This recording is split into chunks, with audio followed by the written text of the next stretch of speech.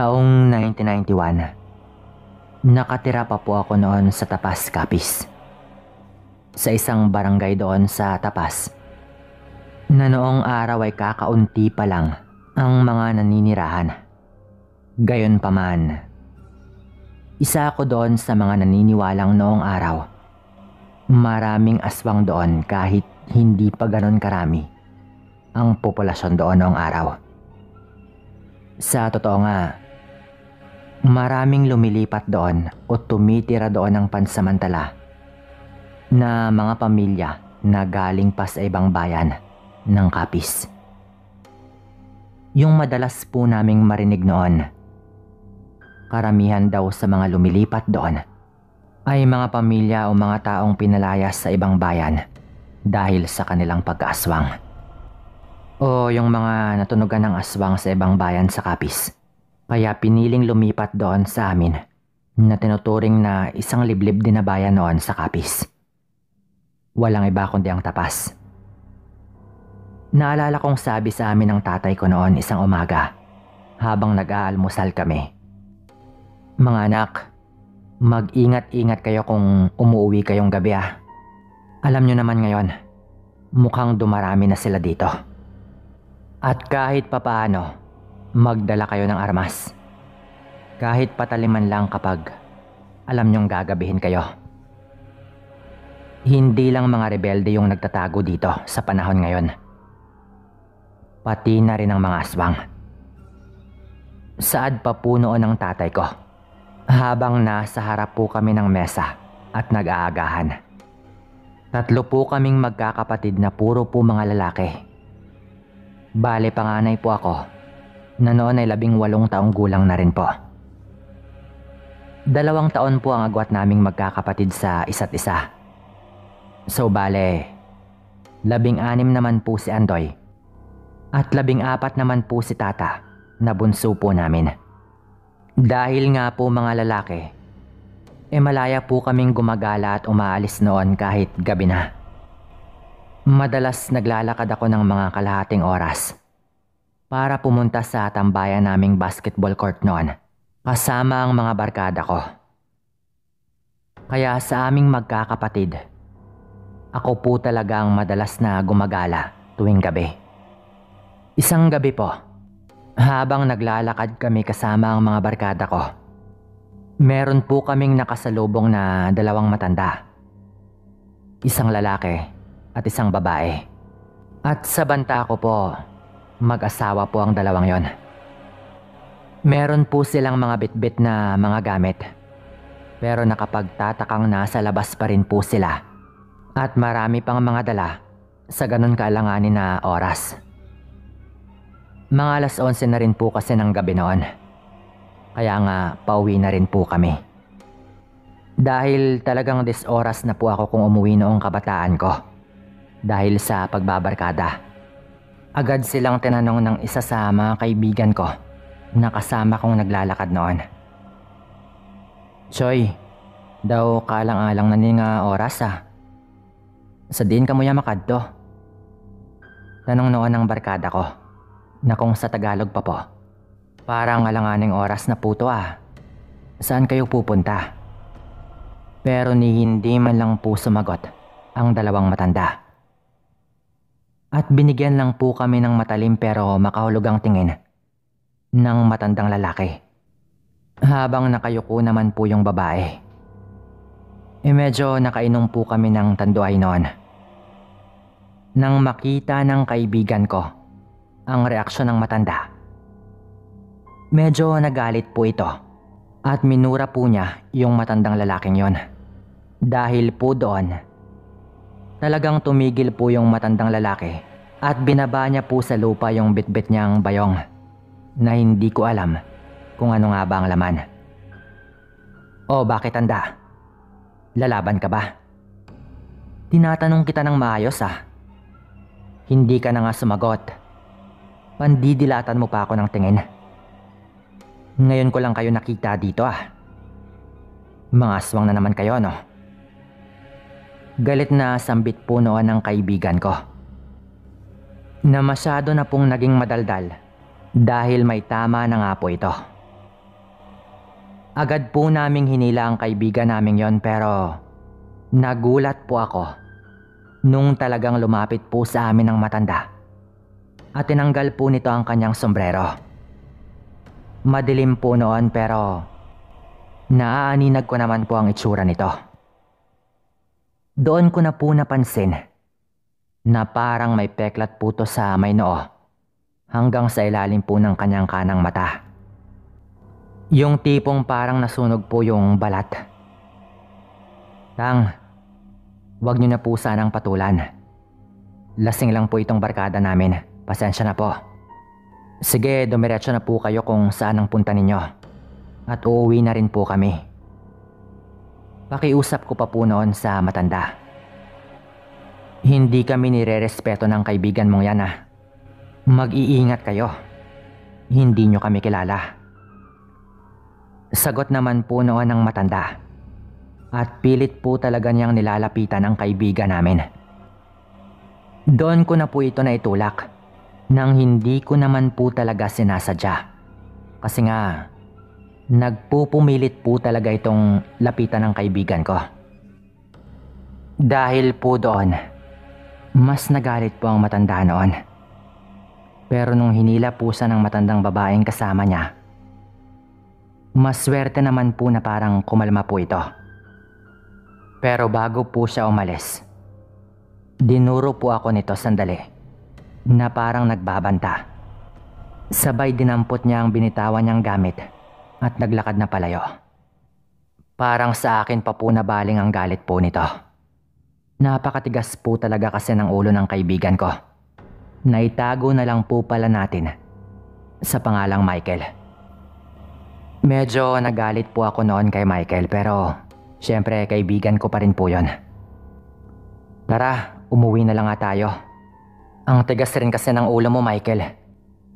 Yan tuloy, ano yung nangyari sa atin? Sabi ko pa po noon sa barkada ko. Pero nakita nyo ba kung paanong tumingin yung matandang yon? Biro ko lang naman sana yon eh. Naswang sila pero nakita nyo naman. Mukhang totoo nga ang sinabi ko. Sambit naman po noon ni Michael na siya pong nagsimula ng lahat ng nangyaring yon. Pagkatapos po noon, nagsiuwian na po kami sa kanya-kanya po naming mga bahay. Ilang araw po pagkatapos, nagulat po ako nang biglang tinawag po ako ng tatay ko. Galit po ang tono nito. Ang sabi po niya, nakarating daw sa kanya yung pangbabastos na ginawa daw namin sa dalawang matanda. Kung saan yung matandang lalaki daw pala ay kapatid pa ni Lolo Lito. Yung kababaryo po namin na nagkataong pinaghihinala ang aswang din po sa amin noon. Ang gusto daw po nito ay humingi kami ng pasensya sa kanila. Lalo at doon na raw po titira sa baryo din po namin ang dalawang matandang yon at sa katunayan ay nagpapatayo na raw po ng sarili nilang bahay. Nagmatigas din po talaga ako noon dahil para po sa akin, dapat yung kaibigan ko po talaga yung humingi ng tawad at hindi po ako. Nung sinabi ko po kay tatay ang nangyari, naintindihan naman po niya ako. Kaya hindi na po ako humingi pa ng tawad dahil sa totoo lang po, para sa akin ay wala po talaga akong kasalanan at ayoko na pong makausap pa ang matandang yon. Para klaro po, tawagin na lang po nating Lolo Nalding yung matandang yon na medyo nakaaway nga po namin. Lumipas po ang ilang araw at sa tuwing napapadaan po doon sila Lolo Lito at yung kapatid po niyang si Lolo Nalding, na doon na nga rin po nakatira sa baryo namin. Lagi pong ang sama ng tingin sa akin ni Lolo Nalding. Hanggang sa nagulat po kami isang umaga. Dahil nabalitaan po naming may humabol daw na aswang kay Michael sa daan po nito pauwi. Naabutan pa daw po siya nun at dinumog daw po siya. Ngunit mabuti na lang daw po at may ilang kababaryo na nakakita doon. Kaya agad daw na tumakas yung aswang na dumumog sa kanya. Pumunta po ako noon kila Michael para kumpirmahin po yon. At nakita ko po talaga mismo yung mga galos po nitong tinamo. Meron po siyang mga kalmot sa kanyang braso at sa kanyang dibdib. Ang sabi po ni Michael, malakas daw ang kanyang duda na yung matandang si Mang Nalding yung gumawa nun sa kanya. Dahil doon na hindi na po ako gumagala sa gabi noon. Pero isang gabi po, ginising po ako ng dalawa kong kapatid kasi magkasama po kaming tatlo sa kwarto. Ang sabi po nila, ilang minuto lang daw ang nakalipas. Narinig daw nilang tahol daw ng tahol yung alaga naming aso doon sa labas. Yung tipong parang may kaaway daw pero bigla naman daw tumahimik. Sinilip daw nila sa bintana. At parang hindi na raw gumagalaw yung aso namin doon sa pwesto po nito. Ginising nila ako dahil masama daw ang kutob nila. Meron din daw kasi silang mga narinig na parang may kung ano doon sa labas. Lumabas nga po kami noon. Hindi na po namin ginising pa ang tatay namin. At agad nga po akong nasuka doon sa naabutan po namin sa labas. Yung alaga po naming aso. Natagpuan po naming wala na pong buhay. Wasak po yung tiyan ng aso. At nagkalat po doon yung mga lamang loob po nito. Mukhang gusto po talaga kaming takutin o gantihan ng aswang po na iyon. Nung sumunod po na gabi, nakarinig na naman po kami nila tatay ng mga kaluskos po sa aming dingding. Yung tipong parang may matatalas po na mga kuko na sinasadyang idiin po yon sa dingding po namin. Ang ginawa po ni tatay ko noon, pumunta po siya sa kusina at doon po sa pinaglulutuan namin, nagsunog po siya ng goma. Pangtaboy raw po ng aswang. Ang hindi po namin alam noon, hindi pala pangtaboy yon, kundi isa raw pala sa pinakaayaw ng mga aswang dahil matatalas nga ang kanilang pangamoy. Na nagagalit daw talaga ang mga ito kapag may nagsusunog ng goma. Hindi pa talaga namin alam din po noon. Nung ginawa po yun ng tatay ko, nagulat po kami nang bigla pong may tumalon sa bubong po namin. Parang mula po sa lupa, tapos tumalon po doon sa itaas po ng bubong. At parang galit na galit po yun. Doon na rin po tuluyang nagalit ang tatay ko. May mga hawak na po kaming itak noon at gusto na po naming lumabas para harapin po yon.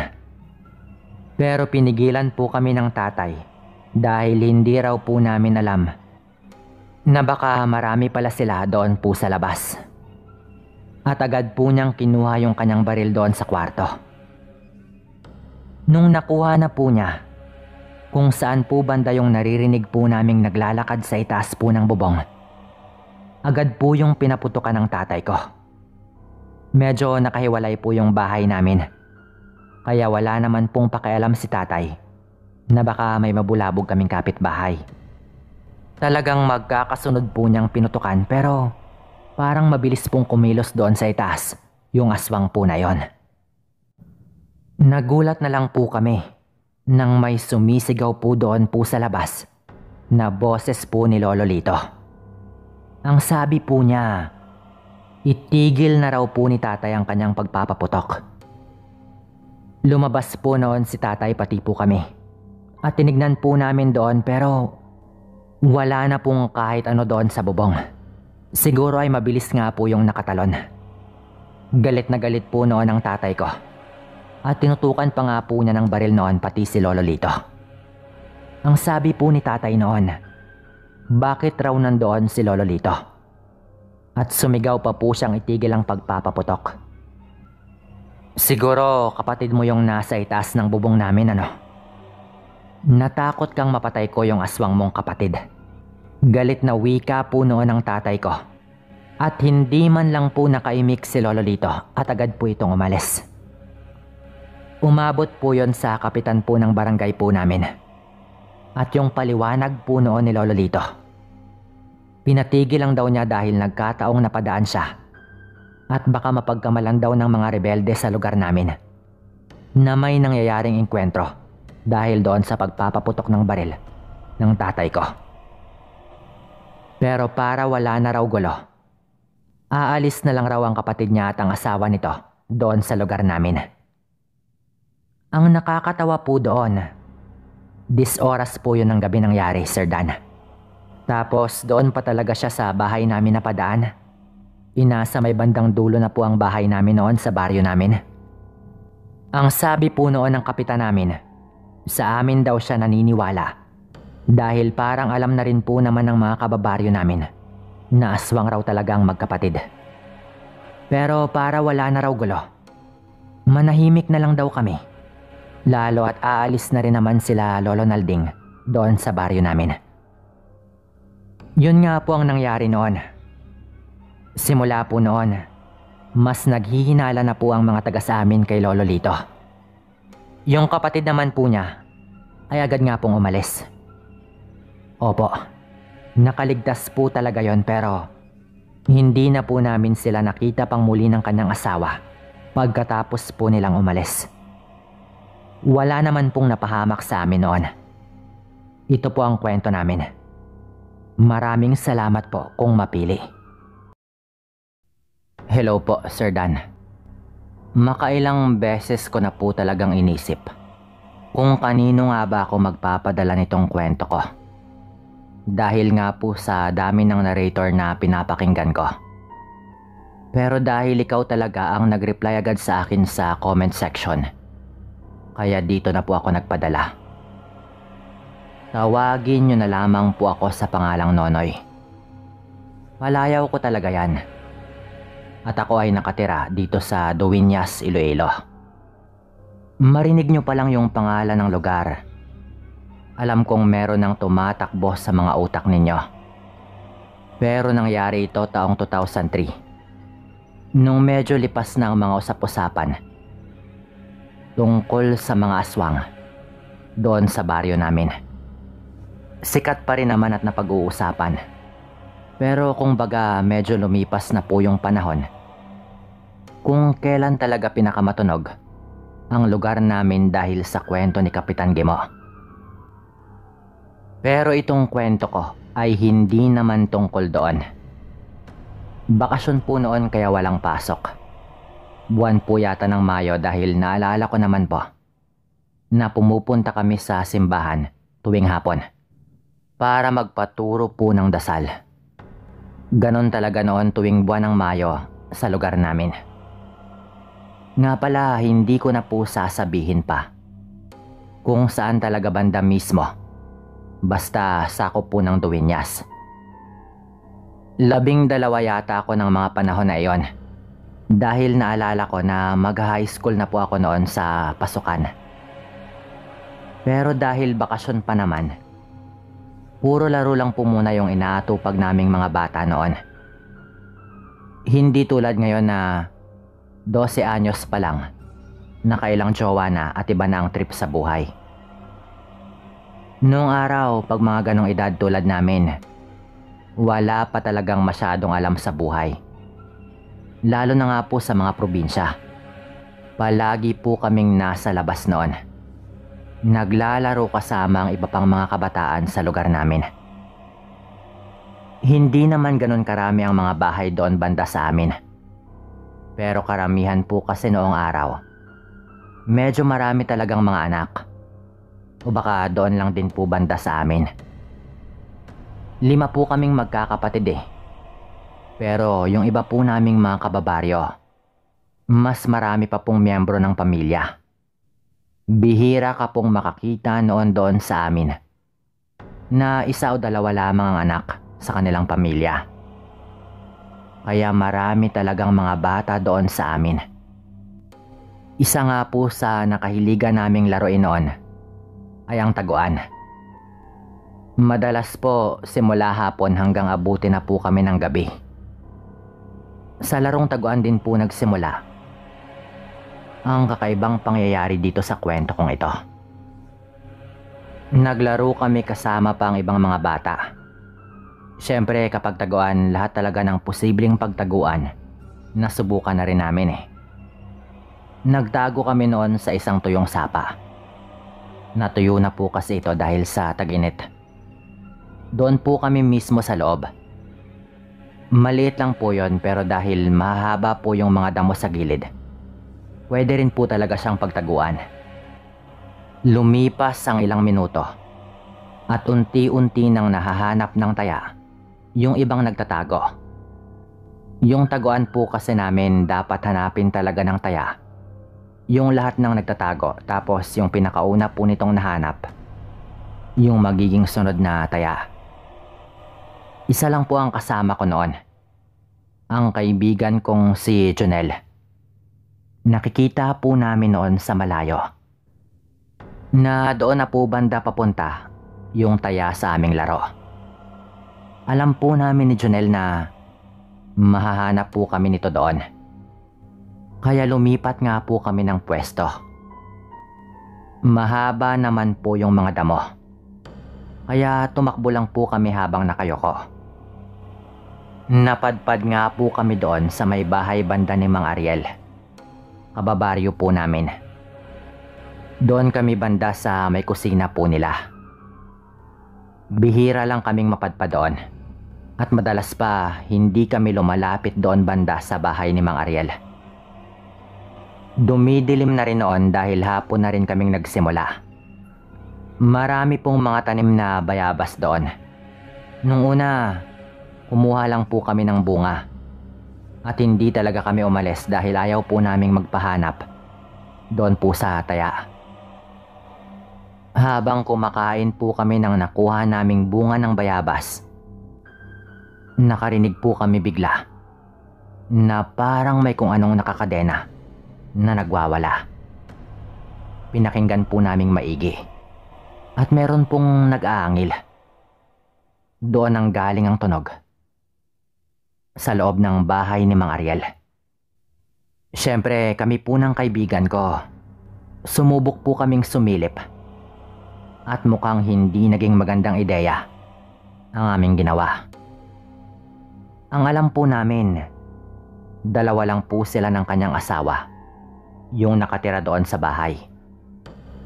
Yung kaisa-isa po nilang anak ay nasa Maynila na po nagtatrabaho. Medyo matanda na po kasi silang nag-asawa. Kaya isa po si Mang Ariel at ang kanyang asawa. Doon po sa bihirang-bihira lang na iisa lamang yung anak doon sa baryo namin. Yung kusina po nila Mang Ariel, medyo marami na pong mga butas. Gawa lang po sa tabla yung dingding ng bahay. At sobrang luma na rin po nun, kaya marami ng butas. Dumapa nga po kami ng kaibigan ko noon para sumili po doon sa mga butas. Habang ginagawa po namin yon, mas nagiging klaro po sa amin yung aming naririnig. Meron talagang nag-aangil na parang mabangis po na hayop. At kung ano man yon, alam po naming nakakadena yon. Lalo at naririnig talaga namin ang tunog ng kadena. Yun bang tipo na parang merong nagpupumiglas? Sa unang silip po namin, hindi agad namin nakita. Lalo at yung ilaw po sa bahay ay medyo luma na rin po yung bombilya, na parang hindi na rin magtatagal. Ilang sandali pa, meron pong nagsalita na parang galit po yung tono na boses po ng babae. Pasigaw po itong humihingi ng makakain. Doon na po namin natumbok kung nasaan po ito banda nakapwesto. Nakakadena po ito habang nasa isang sulok po ng kusina, malapit sa may mesa. Kaya hindi agad namin napansin. Nagwawala po ito. At ang kakaiba, naglalaway rin. Kilala po namin yung babae. Walang iba kundi yung asawa ni Mang Ariel na si Aling Josephine. Buhagag po yung buhok nito at talagang naglalaway. Nakadapa rin po ito na parang wala sa kanyang sarili. Maya-maya pa, naglakad po papunta doon si Mang Ariel na merong dalang plato. Ang sabi po nito, babalik na rin bukas yung manggagamot. Kaya hindi kita pwedeng pagbigyan sa hinihingi mong buhay na hayop. Pakiusap, bumalik ka na sa dati. Wika po nito. Kaya nagtayuan agad ang balahibo namin noon. Nanlilisik po yung tingin ni Aling Josephine kahit sa kanyang sariling asawa. Ganito na lang ba tayo tuwing gabi? Kinikilabutan na ako sa'yo. Hindi ka na makakilala ng tao eh. Sambit pa po noon ni Mang Ariel. Sabay nilapag po nito yung plato doon po sa sahig. Nung ginawa niya iyon, parang hayop na nilantakan ni Aling Josephine yung nasa plato.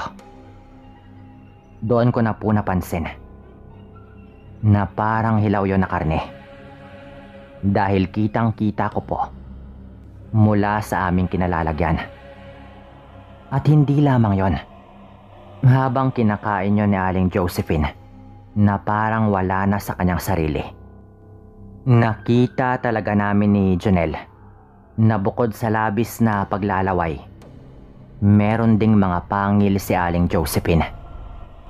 Hindi ako pwedeng magkamali, lalo at kitang-kita yon dahil sa paraan ng pagkain na ginagawa ni Aling Josephine. Habang nangyayari yon, napansin kong nanginginig na po sa takot si Jonel. Na ganun rin naman po yung aking pakiramdam noon. Sa ganun pong edad, dapat nga po sumigaw na po kami noon sa takot at tumakbo. Pero hindi namin ginawa. Ramdam ko po noon yung mga kalamnan ko na talagang nanginginig dahil sa kaba. Pero sinenyasan ko po si Jonel na pilitin niyang tumahimik.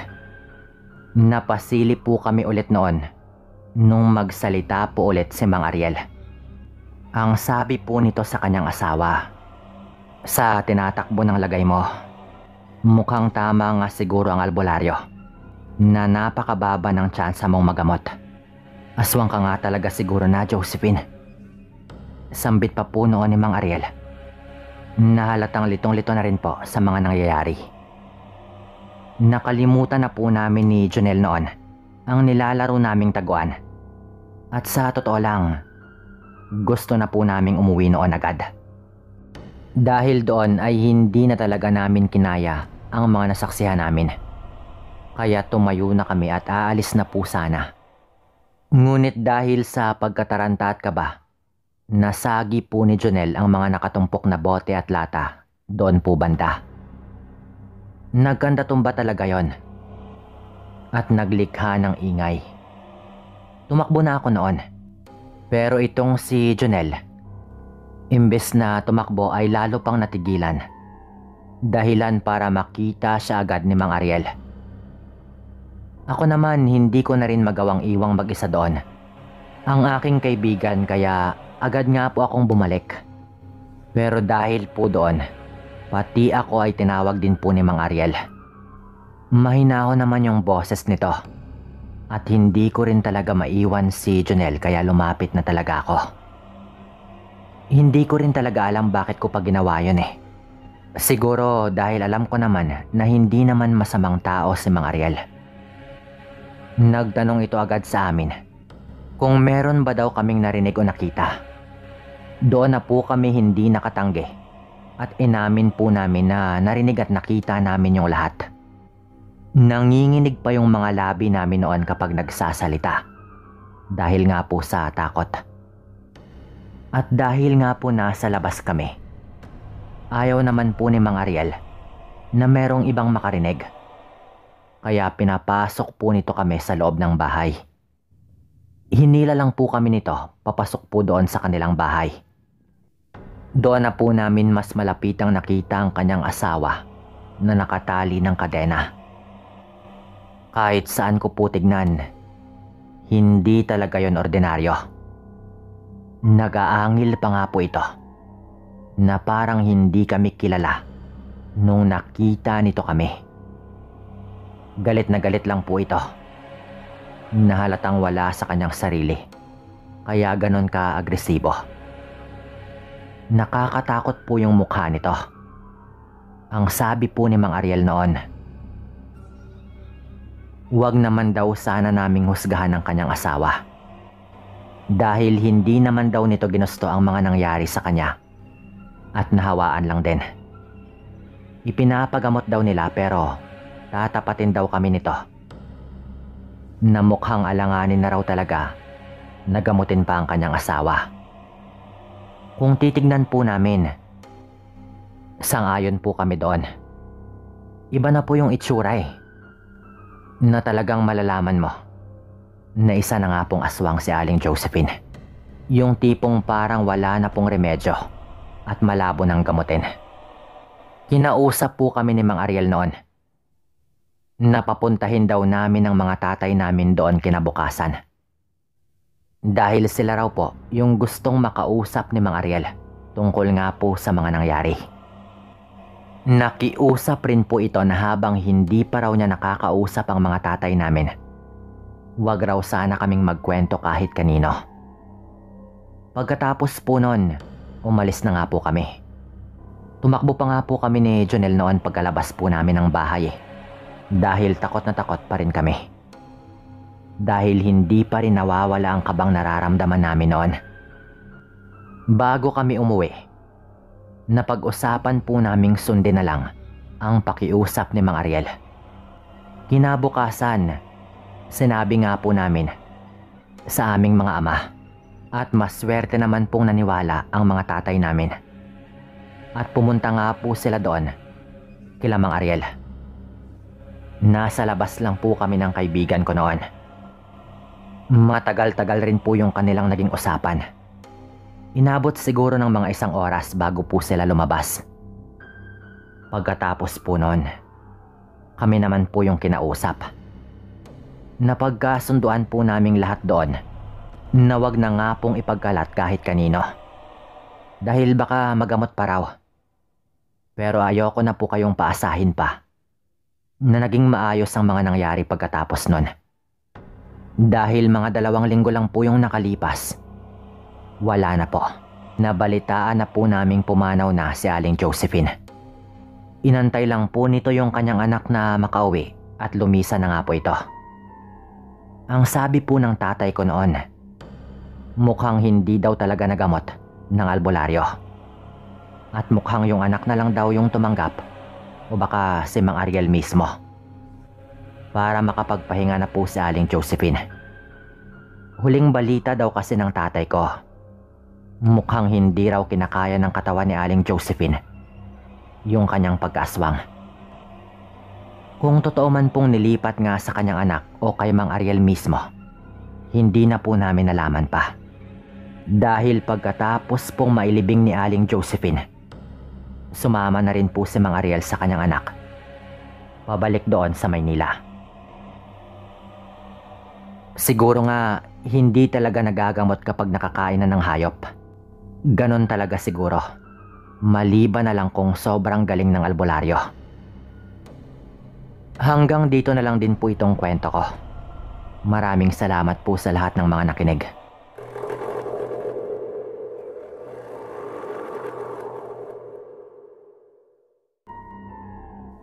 Isang mapagpalang araw sa lahat.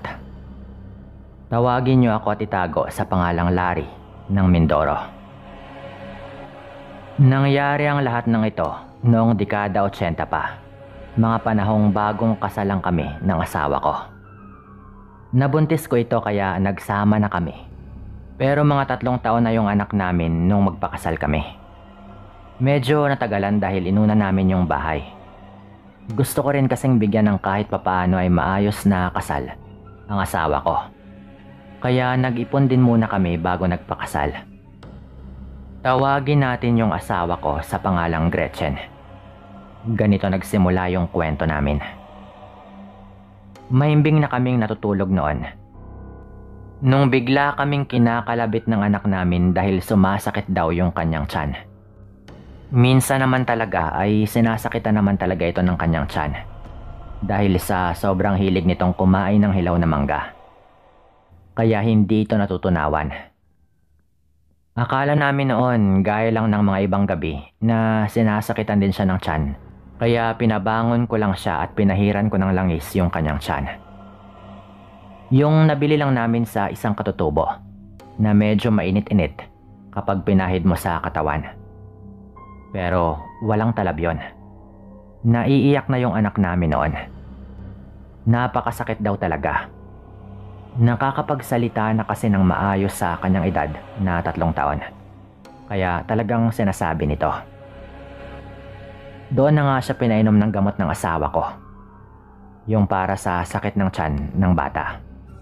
Nakalimutan ko na kung ano yon. Pero may ganon kami dati. Dahil na rin hindi nga ito yung unang pagkakataon na nangyari yon. Medyo nagsimula na akong mag-alala noon sa anak namin dahil namimilipit ito sa sakit. Ang layo pa man din ng ospital. Pumunta nga ako sa may kusina para kumuha ng tubig dahil nauuhaw nga raw yung anak namin. Ngunit nung nandun na ako sa may kusina, nakaamoy ako ng kakaiba. Hindi ko maintindihan na amoy pero talagang mabaho. Tapos sa bubong namin nagawa sa yero. Parang may marahang naglalakad sa itaas o gumagapang. May kabigatan ng dating nun. Nahalatang may kung ano talaga na naroon. Ang pinagtataka ko, habang nangyayari yon, mas lalo kong naririnig na namimilipit sa sakit yung anak namin. Naisip ko na noon na hindi kaya iba na yon. Naniniwala naman ako sa mga aswang noon pa man. Kaya agad nga yung pumasok sa utak ko. Doon sa kinatatayuan ko ay merong malapit na garapon ng asin. Yun agad yung nakita ko. Sabay kuha ko na rin ng kutsilyo at flashlight at lumabas nga ako ng bahay. Sinubukan ko ngang sabuyan ng asin yung bubong namin. Dahil talagang nararamdaman kong may kung ano doon eh. Kung anong hindi normal. Para lang yung tunog ng ulan nung bumagsak sa bubong dahil nga sa dami ng sinasaboy ko. Sa iisang side lang yun ng bubong. Pero doon nga nagsimula na meron akong naririnig na anggil sa itaas ng bubong. Mula nung nagsaboy ako ng asin. Nung nagmadali naman akong pumunta sa kabilang side ng bahay at sasabuyan din sana yung parte na iyon ng bubong. Dahil parang doon nga lumipat yung kung anong naroon. Nung bigla-bigla namang merong tumalong kung ano mula doon sa bubong. Sabay agad na tumakbo. Ang bilis po ng kilos nun, pero sigurado talaga ako na galing ito sa itaas ng bubong. Nung inilawan ko nga yon, mukha yung tao na tumakbo pero napakaitim. Yun talaga ang una kong napansin. Dahil ang itim-itim po nun, na ang bilis ding nawala sa paningin ko dahil hindi ko na yun magawang masundan ng ilaw. Aaminin kong agad po akong kinabahan. Lalo at sumasakit nga yung tiyan ng anak namin. At malalayo rin halos yung agwat ng ibang mga bahay sa bahay namin. Pero wala na rin akong nagawa nung mabilis nga yung nakatakas. Kaya pumasok rin ako agad ng bahay noon. Pinagpapawisan na ako noon. Ang sabi ko nga sa asawa ko, alam ko na ang dahilan ng pagsakit ng tiyan ng anak natin. Aswang. Inaaswang yung anak natin. Sambit ko pa noon sa asawa ko. Narinig din niya ang pagsaboy ko ng asin. At pagsigaw ko nga nung merong tumalon na tumakbong nilalang nung gawin ko yon. Kaya naniwala rin agad yung asawa ko. Tumigil na yung pag-iyak ng bata noon. Pero masakit pa rin daw ng konti. Sa hula ko noon, lumala lamang yung sakit na kanyang nararamdaman nung nandun mismo Sa labas ng bahay namin, yung pinaghihinalaan naming aswang. Kaya pala bigla-bigla na lang itong sinakitan ng kanyang tiyan na talagang parang kakaiba. Ngunit alam ko rin na hindi lang doon magtatapos yung lahat. Alam kong hindi basta-basta bibitawan ng aswang yung gusto nilang biktimahin. Kinabukasan, hindi pa rin maganda yung nararamdaman ng anak namin. Tinanong ko na siya noon kung wala ba siyang naalalang matanda na lumapit sa kanya o kung sino mang tao na hindi niya kilala.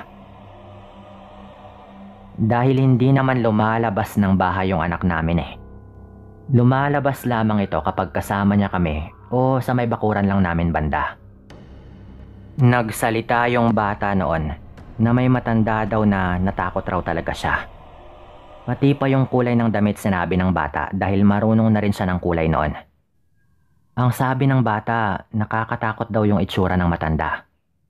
Pumunta raw sa bahay namin at hinawak-hawakan daw siya sa kanyang kamay at ulo. At nilawayan din daw siya sa kanyang tiyan. Yun bang ginagawa sabay sabi ng puwera usog na talagang uso noon na ginagawa sa probinsya. Ganon daw yung ginawa sa kanya. Hindi nga lang daw niya kilala. Sabi pa ng bata. Mabuti na lang at nakakausap na rin talaga ng maayos yung anak namin na talagang sumasagot ito sa mga tinatanong kahit sa ganong edad. Doon na nga naalala ng asawa ko na meron daw matandang lalaki na nag-aalok sa kanya na bumili ng gulay. Naglalako daw ito at pumasok raw talaga sa bakuran namin. Pero dahil nakapamalengke na rin kami, ay tumanggi daw yung asawa ko. Kaya nakiusap na lang daw yung matanda na makiinom ng tubig. Binigyan naman daw ng asawa ko syempre. At nung kumuha raw siya ng tubig, naiwan daw sandali yung anak namin doon sa labas habang nandoon din yung matanda. Naglalaro-laro daw kasi noon yung bata. Malamang nabati o nausog na ng aswang ang anak namin. At namarkahan na rin dahil nilawayan pa nga siya sa kanyang tiyan. Nung medyo bumuti naman yung pakiramdam ng bata, hinayaan lang muna namin. Basta sabi ko noon, mag-iingat na lang kami lagi. At wag na wag iiwanang mag-isa yung bata doon sa labas ng bakura namin. Pero nung padilim na, bigla na namang bumalik yung sakit ng tiyan ng bata. Doon na nga kami kinabahan talaga at hindi na kami mapakali. Kaya kahit medyo alanganin na dahil padilim na, nagdesisyon kami na dalhin ang anak namin sa albularyo. Mabuti na lang at may nahanap agad kaming tricycle na maarkilahan namin na agad nga naming dinala yung bata. Pagdating namin sa albularyo, nakakahiyaman pero nakatikim kami ng sermon noon. Pinuntahan ng araw kami sa bahay at nakita ko rin mismong tumakas pa yung aswang nung sinasabuyan ko ng asin yung bobong. Pero hindi pa rin namin dinalagad nung umaga pa lang. Pagdating kasi namin doon ay medyo nanghihina na yung anak namin. Dahil bigla-bigla na lang din kasing sumasakit ng grabe yung tiyan ng bata noon. Hinawakan niya ang anak namin at ang una niyang sinabi, namarkahan ang batang ito, nalawayan pa. Sabi pa nga ng albularyo, na kinilabutan kaming mag-asawa dahil wala pa man kaming nasabing kahit ano. Maya't maya rin itong tumitingin-tingin sa likod niya na wala namang tao doon na parang may kung sino siyang kinakausap.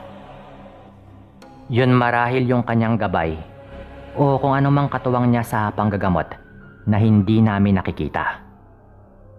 Meron siyang pinahid sa katawan ng bata.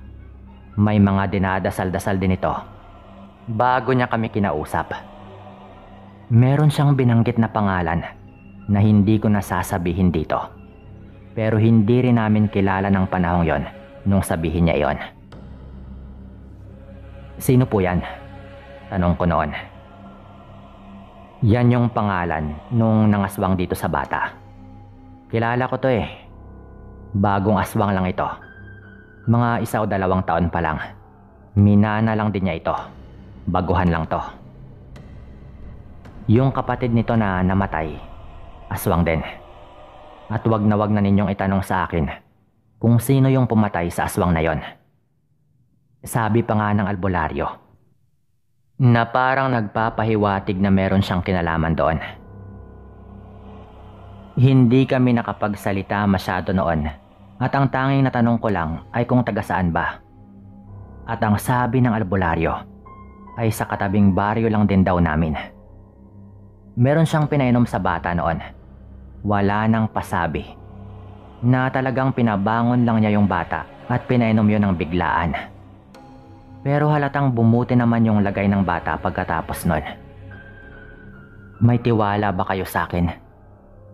Sabi ng albularyo. Iwan muna natin ang bata sa kung sino mang kamag-anak ninyo na pwedeng mapag-iwanan. Maayos na rin yung lagay nito, pero kailangan nating puntahan mismo yung aswang na may gawa para masigurado nating titigilan na niya ang anak ninyo. Mahirap man ipaliwanag pero parang natikman na rin niya ang anak ninyo. Kapag namamarkahan nila, parang natikman na rin nila eh.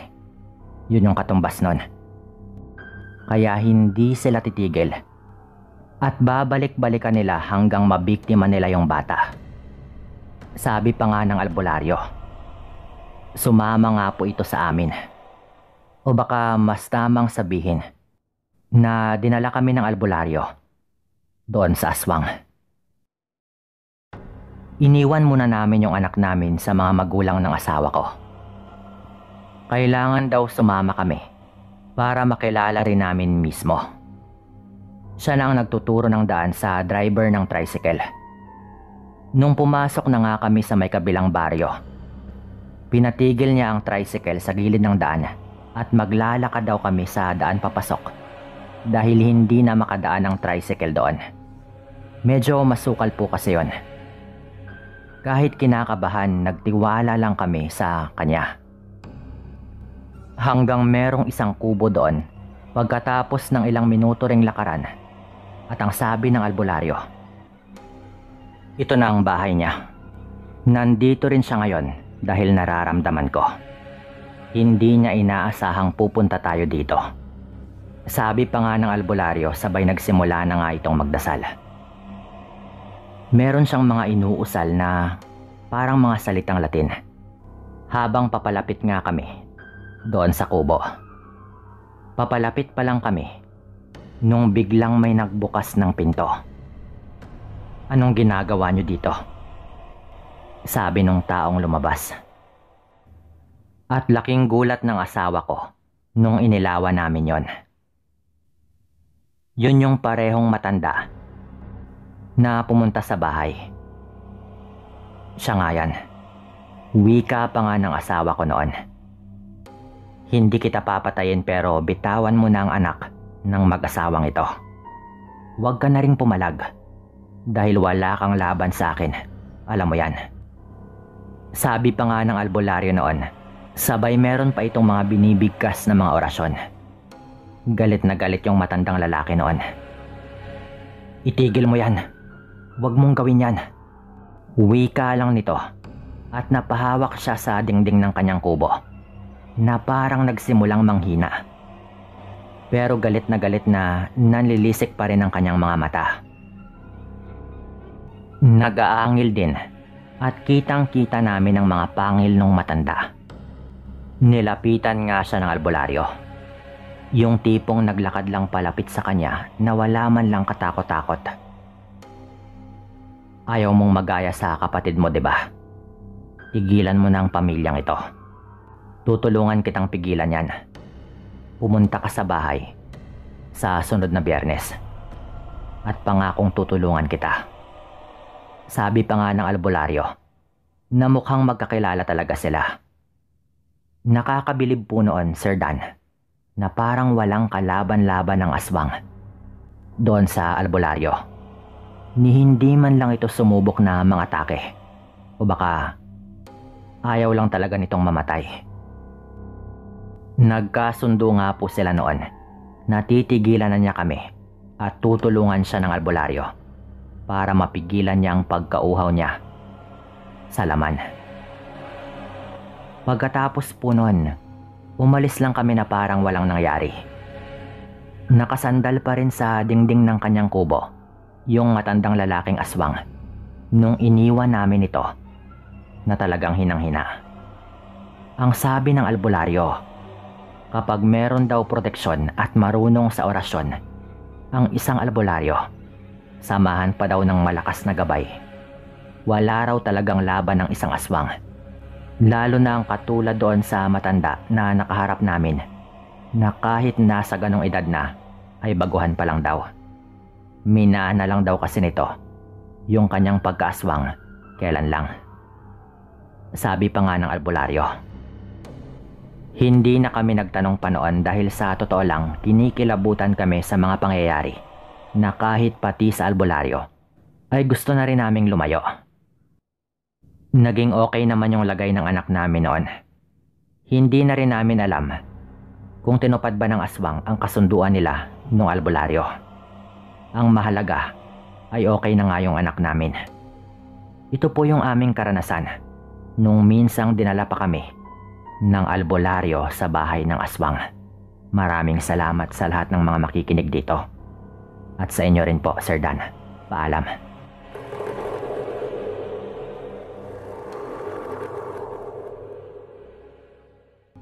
Mapagpalang araw, Sir Dan. Pati na rin sa lahat ng inyong mga tagapakinig sa inyong channel. Tawagin na lamang ninyo ako sa pangalang Martin. Nakatira dito sa parte ng Novaliches. Palagi akong nakikinig sa inyong channel sa tuwing nagbabantay ako ng aking pwesto dito sa palengke. Kaya naman nais kong ibahagi sa inyo ang aming karanasan ng aking pamilya sa isang probinsyang pinagbakasyonan namin noong dekada 80. Walang iba kundi sa probinsya ng Capiz, kung saan ipinanganak at lumaki yung aking ama. Bale, nasa 16 na taong gulang pa lang ako ng mga panahon na iyon.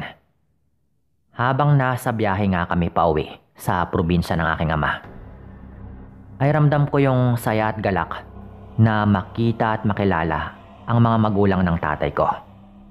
Simula kasi pagkabata namin, ni minsan hindi ko pa nakita ang mga magulang ni tatay. Base lang sa kanyang mga kwento, napakalayo umano ng tinitirhan ng kanyang mga magulang at mahirap yung transportasyon doon. Kaya raw hindi nakakaluwas ang mga ito ng Maynila. Pagkarating nga namin sa kanilang probinsya, labis yung saya na naramdaman ko, lalo na nga noong nagmano ako sa mga magulang ng tatay ko. At masaya nga nila akong pinapasok sa loob ng bahay. Ang bilis naman talaga ng panahon. Parang kailan lang nanganak itong asawa mo ah.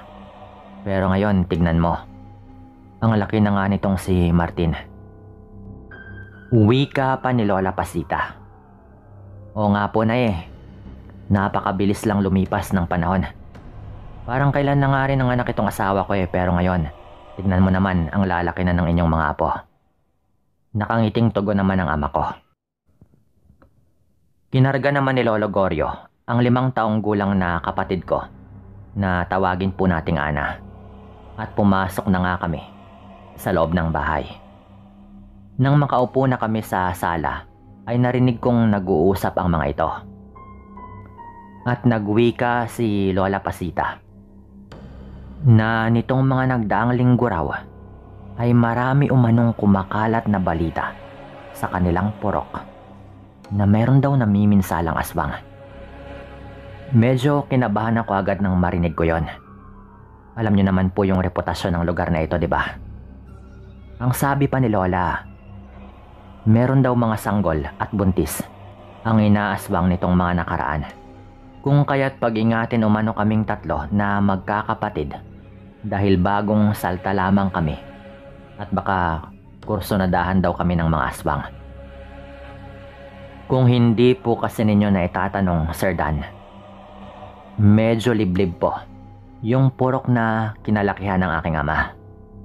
Hindi pa gaanong matao ng mga panahon na ito at napapalibutan pa ng maraming mga puno at talahiban yung lugar. Malalayo rin yung mga bahay na hindi tulad ngayon na kahit saan ka man lumingon ay meron ng mga kabahayan. Mukhang may bagong nayanggaw na naman sa karatig lugar.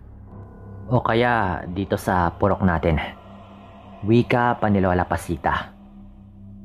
Talaga po, Nay? Sino naman kaya ang nayanggaw dito sa purok natin kung sakaling taga rito nga? Narinig ko pang tanong ng tatay ko. Nagwika naman si Lola na may hinala na raw sila ni Lolo Gorio kung sino yung nayanggaw dito sa kanilang lugar. Ngunit hindi pa sila sigurado. At kailangan pa nilang obserbahan ng maigi yung tao na iyon. Gawa ng mahirap naman kung pagbibintangan na lamang nila ng ganon-ganon na lamang. Tapos pag nagkataon ay hindi pala totoo ang kanilang hinala, edi mapapahamak lamang ang taong yon. Kahit napagod kami, ay naging masaya ang unang araw namin sa probinsya. Kahit napayak lamang ang pamumuhay ng mga magulang ni tatay. Masasabi ko naman na hindi naman sila kapos sa pagkain. Dahil nung lumabas nga ako ng bahay at iginala ang mga mata ko, nasilayan kong napakaraming pananim na mga gulay ang nasa bakuran. At may mga puno pa nga ng makopa, tambis, lansones at ng iba pa na nakatanim rin doon. Sa mga sandali po na yon, meron na ring mga bunga yon at hinog na rin. Habang abala nga ako sa panunungkit ng mga hinog na bunga, may nasipat akong matandang lalaking nakatanaw sa labas ng kanilang bakuran. Sa tansya ko pa nga, mga nasa edad 50 na po mahigit yon. Sa di malamang dahilan, biglang sumikdo yung aking dibdib. Nang magtama yung mga mata namin ng lalaking yon. Yun bang parang kinabahan ako bigla na wala namang dahilan. At parang kinutuban lang ako ng hindi maganda. Agad ko nga ring iniwas yung aking paningin. At tinoon na lamang ang pansin ko sa panunungkit. Maya-maya pa ay nakaramdam na ako ng pagkangalay ng katawan. Kaya huminto na ako sa ginagawa ko. At pumasok na nga rin sa loob ng bahay. Nung sumapit na ang gabi at natapos na kaming kumain, lumabas ako ng balkonahe para magpahangin. Medyo sumama kasi yung pakiramdam ko na para bang bumibigat. Makalipas yung ilang minutong pananatili ng balkonahe, napansin kong parang may kakaibang amoy akong nalalanghap. Yun bang parang amoy na ilang linggo nang hindi naliligo? Na para ring amoy ng ipot ng manok. Kakaiba talaga na hindi ko rin kayang ipaliwanag. Sumasabay po yon sa ihip ng hangin. Kung kaya't nalalanghap ko talaga. Kakaiba namang amoy to. Ang baho. Saan kaya nanggagaling to? Inis ko pang tanong sa aking sarili. Na inamoy-amoy ko nga rin yung katawan ko. Baka kasi ako lang din yung nangangamoy nang hindi ko napapansin. Ngunit nakailang singhap na ako sa sariling damit at maging sa kilikili. Nung mapagtanto kong hindi naman ako ang nangangamoy. Habang nagpapalingalinga ako, may nasipat akong napakalaking pusa na nakakubli sa puno ng lansones na pinagsungkitan ko kanina lang. Habang tinitignan ko yung pusa, ay napapansin kong parang hindi yun ordinaryo. Yung tipong parang tao yun kung kumilos. Na parang may bigla rin akong naalalang tao nung tinititigan ko yon, pero hindi ko lang maisip kung sino. Nasinagan kasi ng liwanag ng buwan ang kinatatayuan ng pusa. Kung kaya't malinaw ko yung nakikita. Nagulat naman ako Nung bigla akong tawagin ng aking ina at pinapasok na nga rin ang loob ng bahay. Halika na, pumasok ka na, magpapahinga na tayo. Muling sambit pa ng aking ina. Sige po, Nay. Nandyan na po. Tugon ko naman at agad na nga rin akong pumasok. Sa paglipas po ng ilang oras at nasa kasarapan na ako ng tulog, bigla na lamang akong naalimpungatan nang may narinig akong mahinang kaluskos sa may dingding ng kwartong kinahihigaan namin ng aking kapatid. Nakarinig rin ako ng mahinang pag-angil na akala mo'y hinihingal na pusa. Pinagpapawisan na rin ako bigla noon dahil tila ba napakaalinsangan ng gabing yon. At medyo hindi rin ganun kaganda ang kutob ko. Yun bang parang hindi ako mapakali na hindi ko rin maipaliwanag. Kaya naman ang ginawa ko ay bumangon ako at naghanap na rin ng pamaypay. Subalit nung akmang lalabas na sana ako ng silid tulugan at nasa malapit na ako sa pintuan, nang sa bigla na lamang akong nakarinig ng mahinang paglangit-ngit sa bintana. At para bang merong nagnanais na buksan yon. Kaya itinoon ko yung aking pansin sa may bintana. Nang sa walang ano-ano, gayon na lamang yung panghihilakbot ko at panlalaki ng mata nang may nakita akong braso na punong-puno ng balahibo at may naghahabaang mga kuko na marahang nilulusot sa nakaawang na bintana. Para bang braso ng hayop yung nasilayan ko dahil puno nga po yun ng balahibo. Kung kaya't ramdam na ramdam ko yung pangangatog ng tuhod ko at pinagpapawisan na ako ng malapot. Sapagkat sa tanang buhay ko, ngayon pa lamang ako nakakita ng ganong klase. Napakabahot, napakalangsa ng amoy na nalalanghap ko sa paligid. Hanggang sa nakarinig na rin ako ng mahihinang huni na hindi ko ba alam kung tunog ng hayop o ano. Kaya naman ang ginawa ko ay sumigaw na ako ng sumigaw. Nang sa ganoon ay mabulabog ko yung mga tao sa loob ng bahay. Nay! Tay! Tulungan po ninyo ako. May gustong pumasok dito sa loob ng kwarto namin. Sigaw ko pa noon.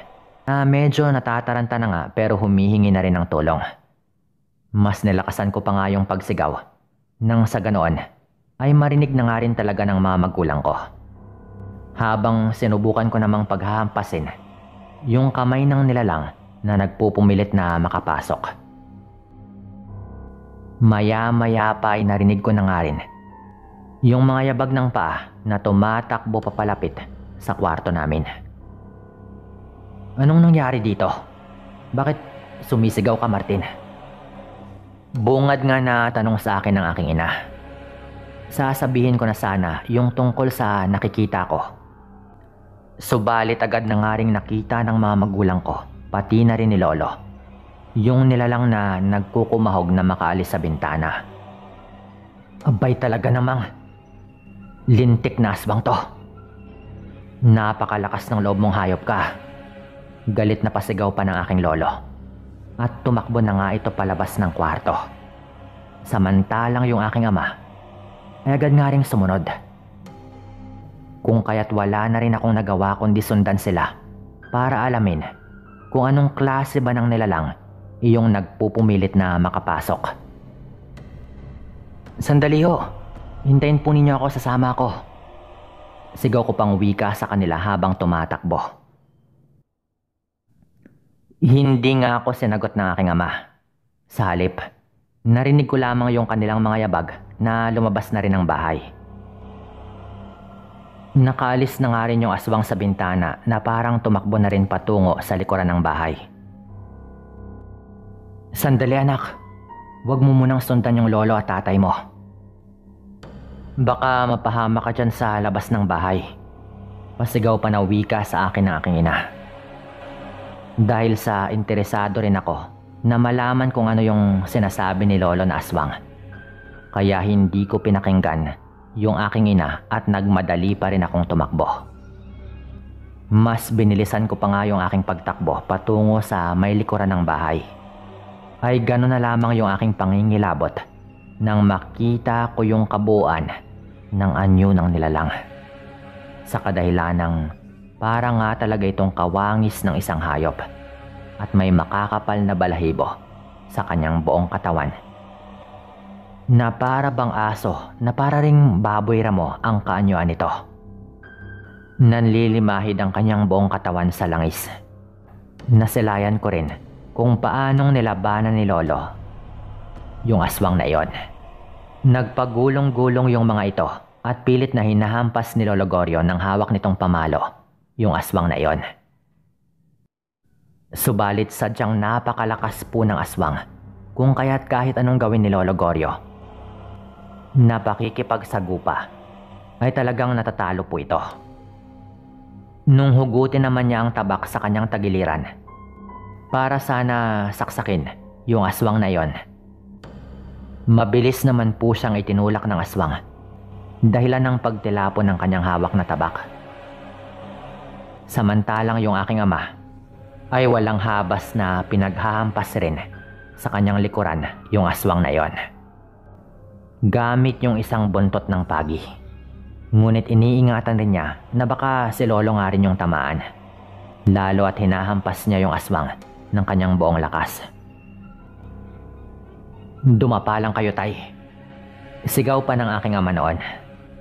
Nung mabitawan naman ng aswang si Lolo Goryo, kaagad po itong umiwas at mabilis nang hinambalos ng buntot ng pagi ni tatay yung aswang na iyon.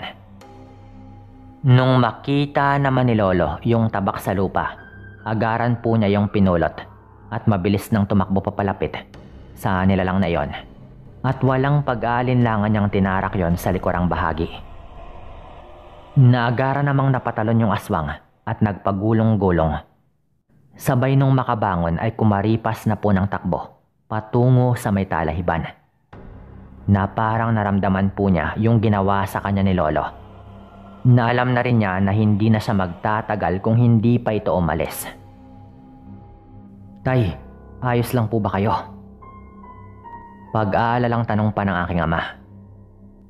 Tumango naman si Lolo at sinabi nito, nahabulin yung aswang na iyon bago pa raw makauwi yon sa kanilang bahay at magamot yung kanyang sarili. Tara na, sundan natin. Panigurado ako na uuwi na yon sa kanila para gamutin yung sarili. Utos pa ni Lolo Goryo at tumakbo na nga rin sila papasok sa may talahiban. Nang mga sandali po na iyon, sumunod rin po ako at sinuong na po namin yung talahiban habang naririnig pa rin yung pagtakbo ng aswang na iyon. Sa pakiramdam namin ay para bang nasa paligid lamang yon. Subalit noong pakiramdam namin ay malayo-layo na kami sa bahay, bigla pong huminto yung lolo ko at nagwika ng, wala na. Huli na tayo. Huwag na rin nating sundan at baka mapahamak lang tayo. Mukhang nililigaw lang tayo ng aswang na yon. Tara na, bumalik na rin tayo sa bahay. Wika pa nga nito at kaagad na kaming bumalik sa bahay. Pagkarating namin, nagwika si Lolo sa aking ama na may pupuntahan lang daw umano siya. Hindi naman nagtanong pa yung aking ama, na para bang alam na nga nito kung saan pupunta si Lolo Goryo. Makalipas nga lang yung mga kalahating oras ay bumalik naman itong si Lolo. Pagkapasok po nito ay hindi na ito umiimik, bagkos ay diretso lamang ito sa kwarto. Kaya sinabihan kami ni Lola na bumalik na rin sa aming kwarto at bukas na pag-usapan yung mga nangyari. Kinabukasan nga po, nabalitaan na lamang ng aking ama. Napatay na raw yung isa nilang kababaryo at puno raw ng lata yung kanyang likod at yung buong katawan, at meron rin daw itong sugat na para bang sinaksak. Bago pa man madala sa barangay ang bangkay ng matanda, ay pumunta nga kami ni Lolo sa bahay nito para alamin kung totoo nga ba yung aming nabalitaan. Nanlaki naman yung aking mga mata at nagulat, sapagkat nang masilayan ko po yung itsura ng bangkay, naalala kong iyon din Yung matandang nakita ko sa labas ng bakuran. Habang pinagmamasdan ako na nanunungkit ng mga prutas. Narinig ko namang nagbubulungan ng mga nakikiosyoso at nagwikang marahil ay may bibiktimahin na naman daw sana yung bagong yanggaw, kaya lang ay nakatagpo ito ng kanyang katapat kung kaya't nasawi.